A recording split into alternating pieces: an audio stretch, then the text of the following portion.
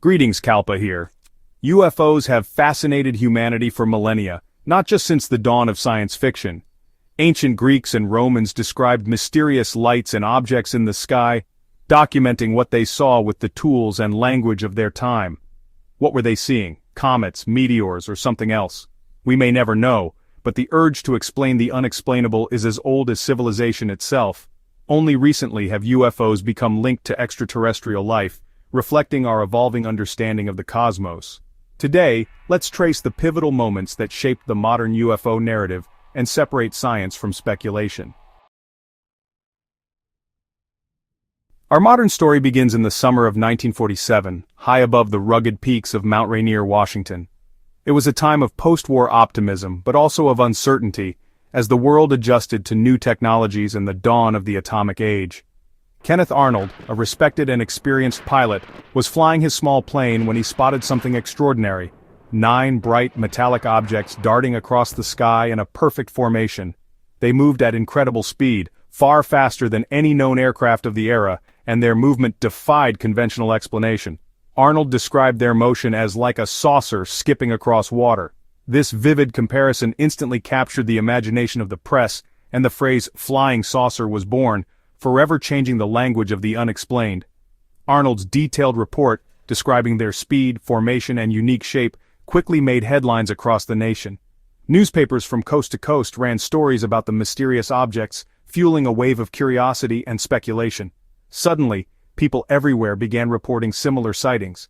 From small towns to big cities, eyes turned skyward, and the public's fascination with the unknown soared to new heights. Was it a case of mass hysteria, or did Arnold's story simply give people a new way to describe strange things they'd already witnessed? The debate raged in living rooms, diners, and workplaces across America. The scientific community remained skeptical, offering explanations ranging from flocks of birds to atmospheric mirages, and even secret military aircraft. Yet, none of these theories could fully account for the details in Arnold's account. Arnold's credibility as a pilot, and the specifics he provided, made it difficult for authorities and skeptics to simply dismiss his sighting as a hoax or a mistake. The flying saucer era had officially begun, and the world was instantly hooked. People gathered at reported sighting locations hoping to catch a glimpse of the unknown. This wasn't just a local curiosity, it quickly became a global phenomenon. Reports of strange objects in the sky poured in from around the world, transcending borders and languages.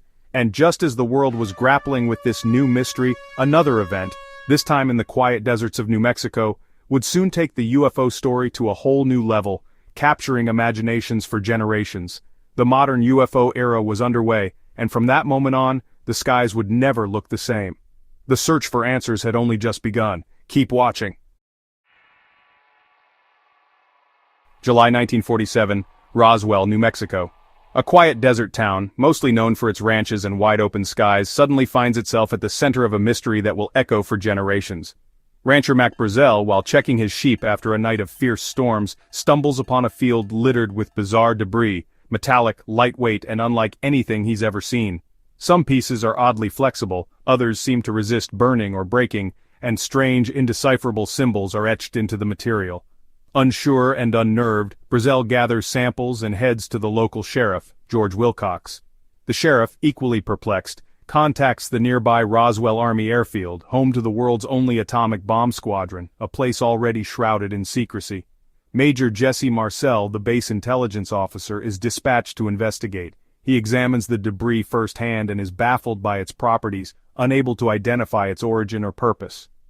The military issues a stunning press release, announcing to the world that they've recovered a flying disc. The news spreads like wildfire, capturing the imagination of a nation already fascinated by the possibility of visitors from beyond. Headlines explode across the country, fueling wild speculation.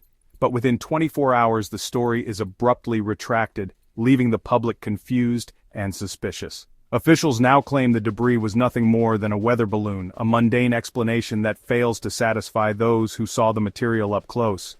Photos are hastily staged, explanations shift, and the story fades from the headlines, at least for a while. But rumors and whispers persist in the shadows. Decades later, witnesses like Marcel break their silence, claiming a cover-up and insisting the real debris was not of this earth. Their testimonies reignite public interest and spark new investigations. Roswell becomes the cornerstone of UFO conspiracy lore, drawing tourists, researchers, and skeptics alike.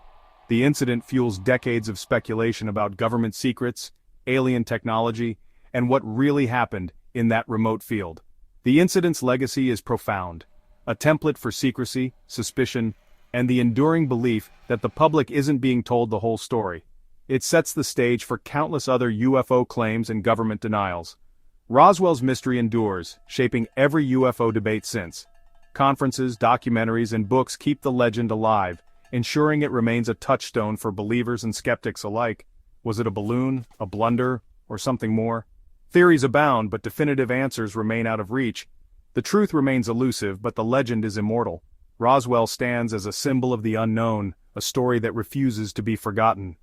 The UFO phenomenon was now a matter of national and global intrigue, forever changed by a single night in the New Mexico desert. With UFO sightings surging, the U.S. Air Force launched Project Blue Book in 1952 to investigate the phenomenon.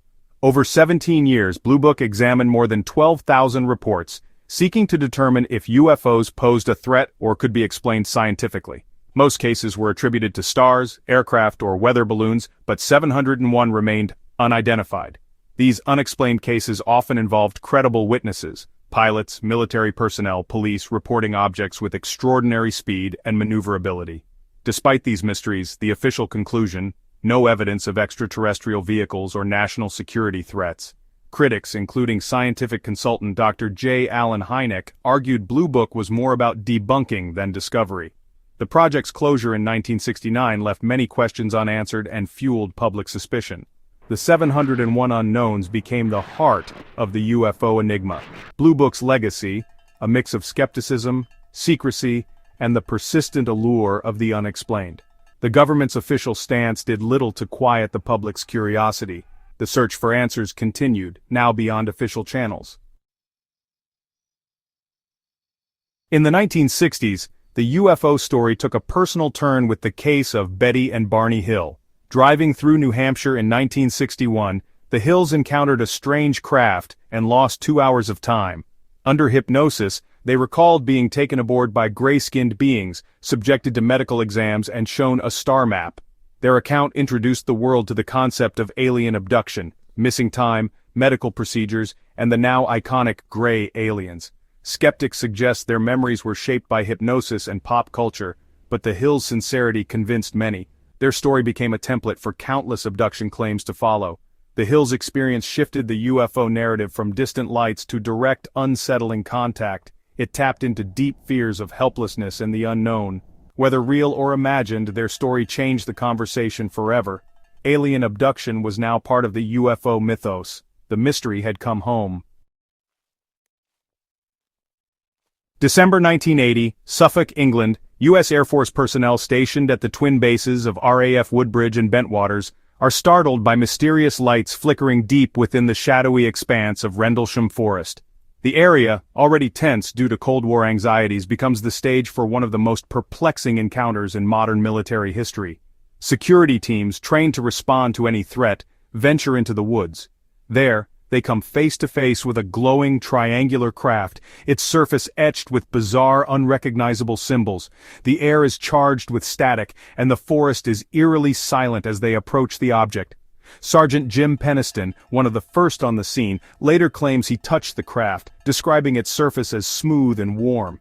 Investigators soon discover unusual landing marks pressed into the frozen earth, and radiation levels at the site spike above normal background readings, adding to the mystery. 2 nights later, Deputy Base Commander Charles Halt leads a second patrol into the forest. Armed with audio recorders, they document their experience as more strange lights appear, some shooting beams down toward the base's high-security weapons storage area, leaving the men both awestruck and unnerved.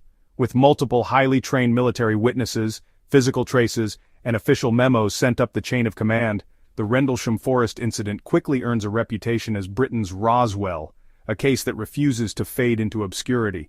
Skeptics have long argued that the lights were nothing more than the distant Orford Ness Lighthouse or misidentified natural phenomena. Yet those who were there insist their experience was far beyond anything mundane, describing movements and behaviors no lighthouse could explain.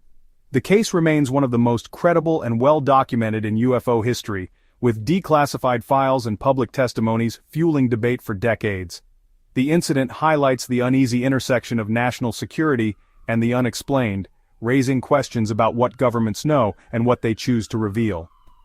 Decades later, the Rendlesham incident endures as a challenge to skeptics and a beacon for believers, sparking passionate debate and ongoing investigation.